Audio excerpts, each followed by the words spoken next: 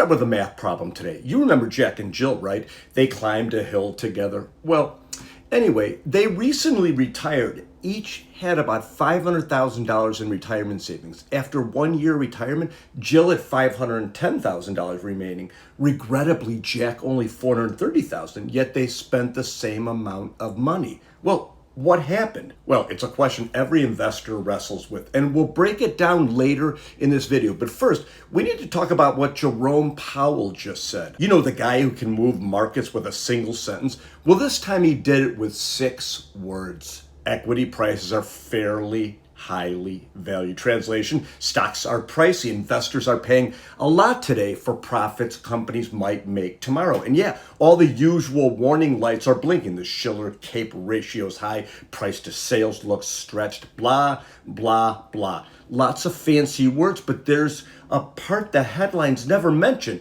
and I'll share what that is after I quickly introduce myself. Thanks for stopping by the Retirement Guy channel. I'm Daryl Rosen. I help people like you with my flat fee securement retirement plans. You can learn more at theretirementguy.com. Now let's get into it.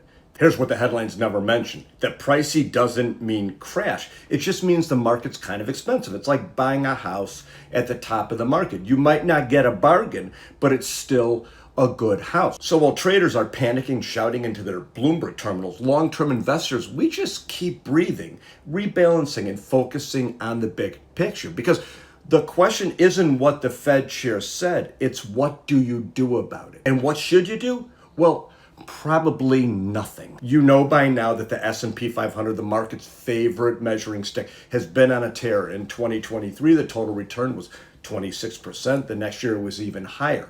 That's a great 2-year gain, one of the best in the 21st century. And this year, nearly 15% so far.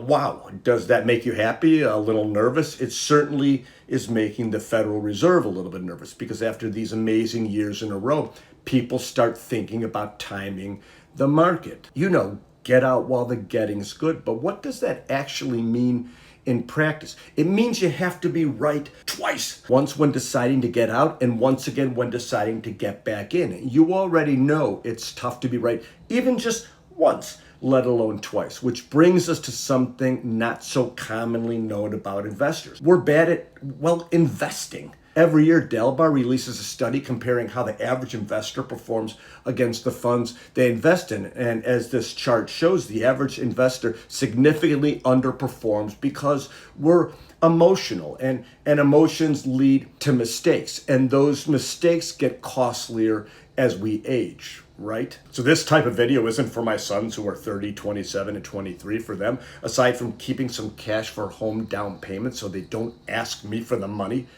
they should ignore the short-term market swings and stay invested. For younger investors, the order of these returns, it really doesn't matter. But if you're retiring within 1 to 5 years, or you're already retired, it's a whole different story. While markets certainly go up over the long term, they don't go up every year. And that's where something called sequence of returns comes in. It's not just about how much your money grows, but the order those returns happen in. Here's an example. I started this video speaking about 2 retirees, Jack and Jill.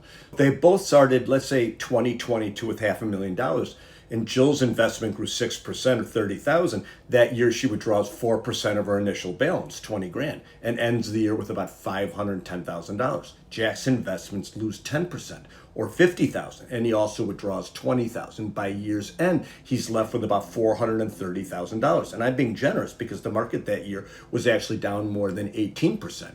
So both started with the same amount of money, but the sequence of returns made a huge difference. Jack's early losses significantly hurt his portfolio, making it much harder to recover. And that $80,000 gap, well, it's life-changing. For Jack, retirement has been altered forever. The lesson here is quite simple. Preparation really matters, especially if you're close to already in retirement. This sequence of returns risk or bad luck risk can shake your financial security, but careful planning, not market timing, is the key to protecting your retirement. And I really love this quote because it sums this whole thing up perfectly. For one-time investments where an investor commits a lump sum at a single point in time, the order of the returns doesn't matter for long-term outcomes. But in the real world, investors contribute to and withdraw from their accounts. The timing of those cash flows does matter, and it can affect returns greatly. So here's how I handle this with my clients, especially those who have benefited from the strong market but are starting to feel a little bit uneasy about what's next. Here's the first thing I always want to know.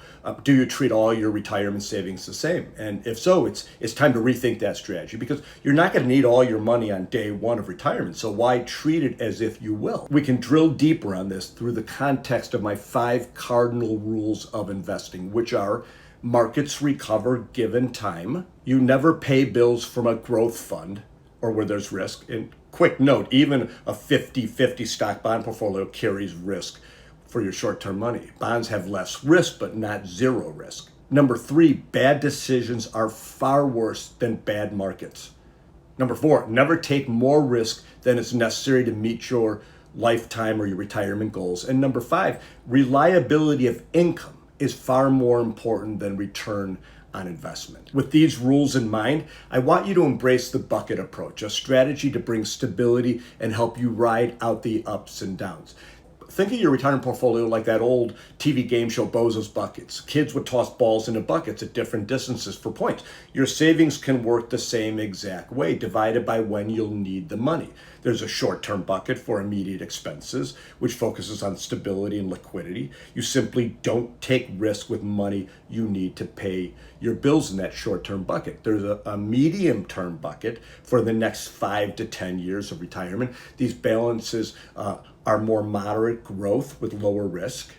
And the long-term bucket for money that you won't need for many years, if ever. That money is invested a lot more aggressively for growth. These later buckets tie right back to 2 core rules. Markets recover given time, and bad decisions are way worse than bad markets. Here's a personal story to drive this home a little bit for you. When my sons were younger, I set up 529 plans, college saving plans. What I did not anticipate was that all 3 would attend the University of Illinois, which had a little bit lower tuition than I expected. I thought they'd all go to Harvard like their father. Just kidding. But because of that, I overfunded their 529 plans. These plans are great. The contributions are tax deductible. They grow tax free, and withdrawals aren't taxed if used for qualified educational expenditures. But now I have more in those plans than I need, given the fact that they've all graduated from college. So what are my options? Well, I can leave the money for future grandchildren's educational expenses, leave it in those accounts, or I can take it out and pay a big penalty, a 10% penalty, and then I have to pay tax on all the growth and so forth. I know that now some of that money can go into a Roth account, but I would choose option 1, leave it alone. Grandchildren aren't here yet, so that money will sit for years, which means it should be invested aggressively to grow over time.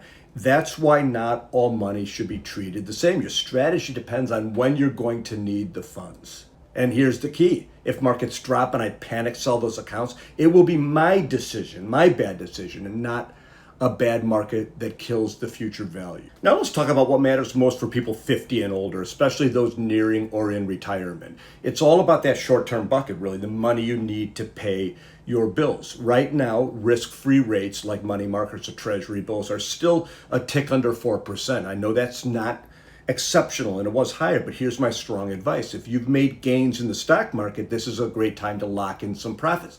Shifting a portion into reliable, low-risk options provides stability when that volatility ultimately returns. The pro is you can sleep at night. You stop checking your balances every morning and tune out the doom and gloom news.